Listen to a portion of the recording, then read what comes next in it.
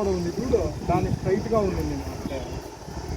అది పాత కూడా నేను పాత కూడా ఆంజనేయ స్వామి గుడి, ఆ గుడి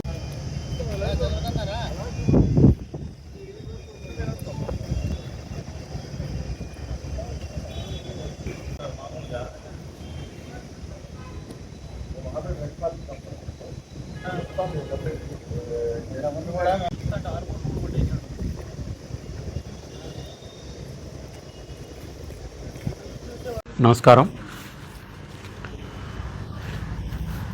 ఈరోజు Bharatiya Janata party, Telugu Desam party, Janasena party మూడు పార్టీల తరపున కూటమి ప్రభుత్వం తరపున ఈ కదిరి పట్టణంలో జరిగినటువంటి కోట్ల మంది ఆరాధ్య దైవమైనటువంటి కాద్రి లక్ష్మీ నరసింహస్వామి ఆలయంలో జరిగిన కోట్ల కుంభకోణానికి సంబంధించి మేము ప్రభుత్వానికి ఫిర్యాదు చేయడం జరుగుతుంది. విజిలెన్స్ విచారణకు కోరడం జరుగుతుంది. త్వరలో రాష్ట్ర ముఖ్యమంత్రి గారిని, అదేవిధంగా లోకేష్ గారిని, దేవాదాయ శాఖ మంత్రి ఆనం నారాయణ రెడ్డి గారిని, ఎండోమెంట్ కమిషనర్ గారిని కూడా కలిసి ఫిర్యాదు చేయడం జరుగుతుంది. ప్రధానంగా ఈరోజు కదిరి లక్ష్మీ నరసింహస్వామి భృగతీర్థం కోనేరు భారతదేశంలో దక్షిణాది రాష్ట్రాల్లో పవిత్రమైనటువంటిది. సాక్షాత్తు భృగ మహర్షి వచ్చి ఇక్కడికి ప్రారంభించినటువంటి ఆలయంగా అనారోగ్యానికి గురైన వాళ్ళు నేరుగా కోనేరులోకి పోయి తీర్థంగా నీళ్లు తాగితే రోగాలు నయమవుతాయనేటువంటిది కోట్ల మంది భక్తుల యొక్క విశ్వాసము. దాన్ని ఆచరిస్తున్నారు. దురదృష్టం ఏంటంటే గత 6 సంవత్సరాలుగా కదిరిలో ఉన్నటువంటి కోనేరు 6 బ్రహ్మోత్సవాలు జరిగినా కూడా కోనేరు మాత్రము నిర్మాణం పూర్తి కాలేదు. ప్రధానంగా ఈ కోనేరుకి సంబంధించి, గుడికి సంబంధించినటువంటిది పక్కన ఉన్నటువంటి డ్రైనేజ్ నుంచి సీఫేజ్ వాటర్ వస్తున్నాయి. భక్తులు ఆ నీళ్లు తాగితే అనారోగ్యానికి గురవుతారని ఉద్దేశంతో కోట్ల రూపాయల భక్తుల కానుకల నుంచి, ప్రభుత్వ డబ్బు కూడా కాదు, భక్తులు ఇచ్చినటువంటి కానుకల నుంచి టెండర్లు పిలిచారు. ఈ టెండర్లను మొట్టమొదటిసారిగా 2001-2002లో టెండర్లు పిలిచారు. దానికి ప్రభాకర్ రెడ్డి అనేటువంటి ఒక కాంట్రాక్టరు 2 కోట్ల రూపాయలకు టెండర్ వేశాడు. ఆయనకు 2 కోట్ల రూపాయలకు టెండర్ ఇచ్చారు. ప్రభాకర్ రెడ్డి అనేటువంటి వ్యక్తి 1,65,00,000 రూపాయలు డబ్బులు తీసుకున్నాడు. తీసుకొని దాంట్లో ఒక ఇంజనీరింగ్ శాఖ, దేవాలయ శాఖలో పనిచేసేటువంటి ఒక కర్నూలులో ఉన్నతాధికారి బినామీ కాంట్రాక్టర్గా ఇక్కడ పనులు నిర్వహించాడు. ఆయనే ఎగ్జిక్యూటివ్ ఇంజనీరు, ఆయనే ఇన్ఛార్జ్ చేసి వీళ్ళిద్దరూ కలిసి 1,65,00,000 రూపాయలు గుళ్ళో అధికారికంగా డబ్బులు డ్రా చేశారు. కనీసం 10 లక్షల రూపాయల పని కూడా చేయలేదు. నేరుగా 1,50,00,000 రూపాయలు గుడి డబ్బులు దోచేశారు. వాళ్ళు దీనికి సంబంధించినటువంటిది ఎట్లా దోచేశారనేటువంటిది నేను కొంత గత అనేక రోజులుగా సమాచారం సేకరించాను. టెండర్లు పిలిచారు. ఆ రోజు గతంలో వైఎస్ఆర్ కాంగ్రెస్ పార్టీ అధికారంలో ఉంది. గుడికి సంబంధించినటువంటి కోనేరును 20 అడుగులు తగ్గించేశారు. తగ్గించేసేసి నాసిరకంగా 10-15 లక్షల రూపాయలు పనులు చేసేసి డబ్బులు డ్రా చేసే సమయంలో కదిరిలో వరదలు వచ్చినాయి. మొత్తం వరదలన్నీ కొట్టుకుపోయింది. 10 లక్షలు 15 లక్షల రూపాయలు చేసిన పని. దాన్ని ఎవరు ప్రూవ్ చేయాలా? దానికి ఏం చేశారు? మేము మొత్తం పని పూర్తి చేశాము అని 1,65,00,000 కొట్టేశారు. మళ్ళీ ఈ మధ్య మేము ఇంకా మిగతా 35 లక్షల పని కూడా పూర్తి చేసేసాము, మీరు మాకు ఆ డబ్బులు ఇవ్వండి అని చెప్పి ఈ 2 కోట్ల రూపాయలు కొట్టేసే దానికోసం ప్రయత్నం చేశారు. దీనిలో పంపకాల్లో తేడా వచ్చింది. కొంతమంది రాజకీయ నాయకులు కూడా దీంట్లో చేతివాటం ప్రదర్శించారు. ఒప్పందంలో తేడా వచ్చి ఎంబుక్కులు రికార్డు చేయడానికి గుళ్ళో ఉన్నటువంటి రికార్డులను కూడా తారుమారు చేశారు. సాక్షాత్ ఆ గుడికి సంబంధించినటువంటి ఒక సమాచార హక్కు చట్టం కింద లేఖలు పెడితే కూడా ఇవ్వలేదు. మేము ఎండోమెంట్ కమిషనర్ ఆఫీస్ నుంచి కొంత సమాచారాన్ని సేకరించడం జరిగింది. ఏకంగా 13/6/2023 కదిరి పట్టణానికి సంబంధించినటువంటి ఒక భక్తుడు రవి, అదేవిధంగా కొంతమంది న్యాయవాదులు ఇప్పటికీ 10 ఆర్టీఐలు వేయించారు. అక్కడికి ఒక్కరికి కూడా ఇవ్వలేదు. వాళ్ళు చెప్తున్నది ఏంటంటే మేము ఆర్టీఐ సమాచారం మేము ఇవ్వమని చెప్తున్నారు. ఏకంగా ఆర్టీఐ సమాచారం ఇవ్వమని చెప్తున్నది భారతదేశంలో 2005 సమాచార హక్కు చట్టం తర్వాత ఒకే ఒక్క ప్రభుత్వ కార్యాలయము కదిరి లక్ష్మీనరసింహస్వామి ఆలయం. ఎందుకు ఆర్టీఐ ఇవ్వరు అనేటువంటిది కూడా ఇంతవరకు తెలియట్లేదు. 2, దీనికి సంబంధించినటువంటి ఎవరైతే మొదటి కాంట్రాక్టర్ ఉన్నాడో ఆయన పక్కకి వెళ్ళిపోయాడు. మళ్ళా ఒక ఆయన రెండో కాంట్రాక్టర్ పరిగణలోకి వచ్చాడు. ఆయన పేరు మల్లేశ్వర్ రెడ్డి. మల్లేశ్వర్ రెడ్డి అనేటువంటి వ్యక్తి కూడా 4 కోట్ల రూపాయలు మళ్ళా రెండోసారి టెండర్కు పిలిచారు. గతంలో 1,65,00,000 అయిపోయింది, 2 కోట్లు అయిపోయినాయి. ఇప్పుడు మళ్ళా ఈయన రెండో కృష్ణుడు వచ్చాడు. ఈయన 4 కోట్ల రూపాయలకు టెండర్లు పిలిచారు. 4 కోట్ల రూపాయలకి ఈయన టెండర్ వేశాడు. ఎస్టిమేషన్ వాల్యూ 4 కోట్ల రూపాయలు. 5% ఎక్సెస్ టెండర్ వేశారు. ఈయనకు 5% ఎక్సెస్ కూడా టెండర్ ఇచ్చాడు. ఈయన అగ్రిమెంట్ ఏమో ఈ 4 కోట్ల రూపాయల్లో మొదటి దశలో 2 కోట్ల టెండర్ పిలిచిన దానికి 1,60,00,000 రూపాయలకు ఒక అగ్రిమెంటు వాల్యూ తయారు చేశారు.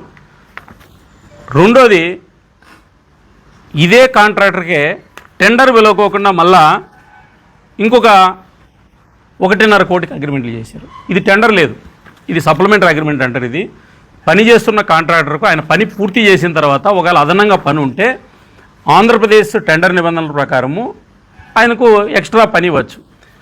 ఈయన ఒక ఆయన 2 కోట్లు కొట్టేశాడు, ఇంకొక ఆయన 4 కోట్ల టెండర్ పిలిచాడు. ఆయనే మళ్ళా ఇంకొక టెండర్ సప్లిమెంటరీ అగ్రిమెంట్ చేస్తున్నాడు. పోని దీంట్లో ఇంకా చాలా interesting story. Electronic media, print మీడియాకి నేను ఈ ఆధారాలన్నీ ఇస్తాను, మీరు కూడా ఎగ్జామిన్ చేయండి. అవసరమైతే దాని మీద మీరు పరిశీలించండి. కాంట్రాక్టరు 19/3/2023లో టెండర్ వేస్తాడు. ఆయన పేరు రామలింగేశ్వర కన్స్ట్రక్షన్స్. ఆయన ఓనర్ వచ్చేసి మల్లేశ్వర్ రెడ్డి. ఈయన 2,08,00,000 అగ్రిమెంట్ వాల్యూ చూపిస్తాడు. 5% టెండర్. ఆయన ఎప్పుడు పూర్తి చేస్తానన్నాడంటే 12 నెలల్లో టెండర్ కంప్లీట్ చేస్తానన్నాడు. పోనీ వరదలు వచ్చినాయా? ఏమి లేదు. ఎందుకు నిర్మాణం పనులు అయినాయి? దానికి ఎవరు సమాధానం చెప్పే పరిస్థితి లేదు. పోనీ పరిశీలిస్తారా? దానికి సంబంధం లేదు. ఇదే కాంట్రాక్టరే సరిగ్గా 6 నెలలకే 23/11/2023 ఇదెప్పుడు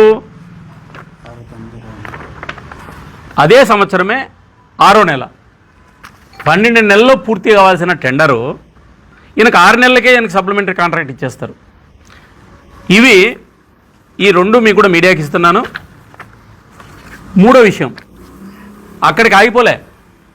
ఇదంతా పని అయిపోయిందని చెప్పి మళ్ళీ ఒక 40 లక్షల రూపాయల కాంపౌండ్ వాళ్ళకు మళ్ళీ ఇప్పుడు ఇంకో టెండర్ రెడీ చేశారు. ఈ మధ్యలో ఈ కాంట్రాక్టర్కు, కొంతమంది అధికారులకు, ఇంకా కొంతమంది ప్రముఖులకు ఎవరెవరికి తేడా ఇచ్చామని తెలిసి ఆయన ఊరు ఎల్లగొట్టేసి నువ్వు వర్క్ ఆపేయాలని చెప్పేసి వాడిని ఖాళీ చేపించేశారు. అంటే 6 నెలల్లో పూర్తి అయిపోయేటువంటి కోనేరు, ఏదైతే 100 సంవత్సరాలుగా ఉన్న కోనేరును నిబంధనలు ఉల్లంఘించి 20 అడుగులు తగ్గించేసి మళ్ళీ దాన్ని మొదట 2 కోట్లు, మళ్ళీ 4 కోట్లు, మళ్ళీ ఇప్పుడు ఒక 2 కోట్లు. అంటే పోనీ ఈ డబ్బులన్నీ ఎవరివి? అంటే ఇది మొత్తం కదిరి లక్ష్మీనరసింహస్వామి కోనేరులో కోట్లు కొట్టేశారు. దీని సమగ్రమైనటువంటి విచారణ జరపాలనేటువంటిది మా ప్రభుత్వంలో ఇట్లాంటివి క్షమించే ప్రసక్తి లేదు. మా ప్రభుత్వంలో ఇలాంటివి నడవు. ఎన్డీఏ కూటమి ప్రభుత్వంలో ఇలాంటివి ఎవరన్నా ఎన్డీఏ కూటమి పేరుతో ఎవరైనా డబ్బులు వసూలు చేసింటే కూడా అధికారులు బయట పెడితే మేము వాళ్ళ మీద కూడా ప్రభుత్వాన్ని ఫిర్యాదు చేస్తాం. రెండోది, లక్ష్మీనరసింహస్వామి అంటే కదిరి పట్టణానికి ఒక ఐకాను. ఎందుకంటే పూర్వకాలం నుంచి, రారాజుల కాలం నుంచి కదిరి లక్ష్మీనరసింహస్వామికి ఒక ప్రాశస్తం ఉంది. అందుకు చాలామంది రాజులు కదిరి లక్ష్మీనరసింహస్వామికి చాలా చోట్ల ఆ కాలంలో భూములు, అలాగే బంగారు, వజ్రవైడూర్యాలు అన్నీ దానంగా ఇచ్చారు. అలాంటి సందర్భంలో నేను కొద్దిగా కదిరి లక్ష్మీనరసింహస్వామి గుడికి సంబంధించి, అక్కడ ఉన్న భూములకు సంబంధించి మాత్రమే మాట్లాడతాను. ఎందుకంటే కదిరి లక్ష్మీనరసింహస్వామికి నాకు తెలిసి కదిరి టౌను, కదిరి మున్సిపల్ సరౌండింగ్స్లో దాదాపు 38 ఎకరాల 51 సెంటు ఉన్నట్లు అధికారిక లెక్కలు తెలియజేస్తున్నాయి. దాంట్లో 2025-26 సంవత్సరానికి గాను టెండర్లు పిలిచారు. దానికి 1,55,000 రూపాయలు మాత్రమే టెండర్ కోట్ అయింది. ఎందుకంటే ఇప్పుడు చూసుకున్నట్లయితే మనం కదిరి మున్సిపాలిటీలో ఏ ఒక్క షాపు కానీ లేకుంటే ఒక చిన్న స్థలాన్ని కానీ బాడికి అంటే దాదాపు 10 నుంచి 50,000 రూపాయల వరకు తీసుకుంటారు. అలాంటిది ఈరోజు దేవాలయం సొమ్ము అని చెప్పేసి 38 ఎకరాల 51 సెంటుకు కూడా కేవలం 1,51,000 రూపాయలు మాత్రమే టెండర్ పాడినట్లు దాఖలాలు ఉన్నాయి. అంటే గుడి సొమ్ము అంటే అందరికీ లోకువ, గుడికి ఆదాయం రాకూడదా అని చెప్పేసి మేము కూటమి తరఫున తెలియజేసుకుంటున్నాం. అలాగే లక్ష్మీ నరసింహస్వామి గుడి చుట్టుపక్కల ఉన్నటువంటి బందలదొడ్డి అయితేనేం, ఏటిగడ్డ ఆంజనేయ స్వామి అయితేనేం, కదిరి చుట్టుపక్కల ఉన్నది 531 సర్వే నెంబర్ కింద అది వస్తుంది. దాదాపు 531 సర్వే నెంబర్ కింద కదిరి లక్ష్మీ నరసింహస్వామి గుడికి ఆనుకొని ఆ చుట్టుపక్కలనే ఉన్నటువంటి స్థలాలను అయితేనేమి, ఆ షాపులను అయితేనేమి ఇంతవరకు దాదాపు 15 నుంచి 20 సంవత్సరాల నుంచి ఎటువంటి టెండరు పిలవకోకుండా అనామతుగా ఆక్యుపేషన్లో ఈరోజు గడిపేస్తున్నారు. దీనికి కారణము అధికారుల నిర్లప్తత, చేస్తులుడిగి కూర్చున్నారు. దీన్ని కంపల్సరీ మా కూటమి తరఫున పై స్థాయిలో ఎండోమెంట్ డిపార్ట్మెంట్కు తెలియజేస్తామని చెప్పి తెలియజేస్తున్నాం. ఎందుకంటే మనం ఒక్కటి గుర్తుపెట్టుకోవాలా, మనము రాజకీయాల్లో ఉన్నాం, అలాగే ప్రజాసేవల్లో ఉండేవాళ్ళు లక్ష్మీ నరసింహస్వామి గుడికి ఏదైతే ఉందో ఆదాయం సమకూర్చేటట్లు ఉండాలి. కానీ మనమందరికీ నీతులు చెప్పేసి ఈరోజు నీతులు చెప్పే పెద్ద మనుషులే గుడి స్థలాలను కబ్జాలు చేసుకొని కూర్చోవడము చాలా దారుణాతి దారుణమని తెలియజేస్తున్నాం. ఇప్పటికైనా మించిపోయింది లేదు. గతంలో కూడా 4-5 రోజుల కిందట మేము తెలియజేయడం జరిగింది. గుడికి ఉన్న స్థలాలను కబ్జాల నుంచి విడిపించి గుడికి అప్పచెప్తే చాలా బాగుంటుంది. ఎందుకంటే గుడికి కళ్యాణ కట్ట కూడా ఎక్కడో పెట్టారు. అలాగే గుడికి పార్కింగ్ ప్లేసులు కూడా చాలా తక్కువగా ఉన్నాయి. కాబట్టి గుడికి సంబంధించి మనం వేరే ప్లేసుల కోసము వెతుకులాడుకోవాల్సిన అవసరం లేదు. గుడికి చుట్టుపక్కల ఉన్న స్థలాలను మనం కాపాడి మన కబ్జా నుంచి విడిచి గుడికి అప్పచెప్తే గుడి డెవలప్ అవుతుంది. ఎందుకంటే ఈ మధ్యకాలంలో గుడికి కర్ణాటక భక్తులు అయితేనేమి, తమిళనాడు భక్తులు అయితేనేమి, ప్రపంచ దేశాల నుంచి ఈరోజు లక్ష్మీ నరసింహస్వామి గుడి ప్రాశస్త్యం గురించి గుడిని తెలుసుకొని ఈరోజు రద్దీ కూడా చాలా వరకు పెరిగింది. కాబట్టి మరొక్కసారి మనవి చేసుకుంటున్నాం, మీరు గుడి కబ్జాలు ఎవరైతే ఆక్యుపై చేసుకున్నారో అలాంటి ఆక్యుపేషన్ నుంచి తొందరగా వైదొలిగితే మంచిది. అలాగే గుడి అధికారులకు కూడా తెలియజేస్తున్నాం, మీరు అలాంటి ఆక్యుపేషన్లో ఉన్న స్థలాలను తొందరగా విడిపించి గుడికి ఆదాయము చేకూర్చాలని చెప్పి, అలాగే టెండర్లు ఖచ్చితంగా టెండర్లు మీరు కొల్లుడయ్యి ఒక అండర్స్టాండింగ్కి వచ్చి ఏవైతే టెండర్లు ఉన్నాయో అలాంటి టెండర్లను రద్దు చేసి మళ్ళీ రీటెండర్లు పిలిచాలని చెప్పేసి మేము తెలియజేస్తాం. లడ్డూలో ఇంతవరకు కూడా కనీసం నెయ్యి ఉందో లేదో కూడా తెలియదు. కానీ అది మాత్రము ఈరోజు అర్హత లేని వ్యక్తులంతా కూడా తయారు చేసే పరిస్థితులు ఈరోజు గుడి ఆలయ అధికారులు ఈ రకంగా తయారయ్యారంటే ఒకసారి మనం ఆలోచించాలి. అక్కడ అర్హత ఉన్న స్వాములు, బ్రాహ్మణులు ఎవరైతే ఉన్నారో వాళ్ళు తయారు చేసే వాళ్ళంతా కూడా పక్కన కూర్చొని లడ్డూకు సంబంధించి మీరు పోకూడదనే విషయంలో వీళ్ళు చేస్తున్నారంటే ఒకసారి భక్తుల యొక్క మనోవిశ్వాసాలు, మనోభావాల మీద దెబ్బతీసినట్టు చెప్పేసి తెలియజేస్తున్నారు. కనుక అధికారులు ఇక్కడైనా చర్య తీసుకోకపోతే వాటిపైన ఈ ఎన్డీఏ తరపు నుంచి అధికారులందరూ కూడా పై స్థాయిలో అధికారులందరికీ కూడా ఫిర్యాదు చేసి తగు మూల్యం చెల్లించుకోవాల్సిన పరిస్థితి ఏర్పడుతుందని చెప్పేసి తెలియజేస్తుంది.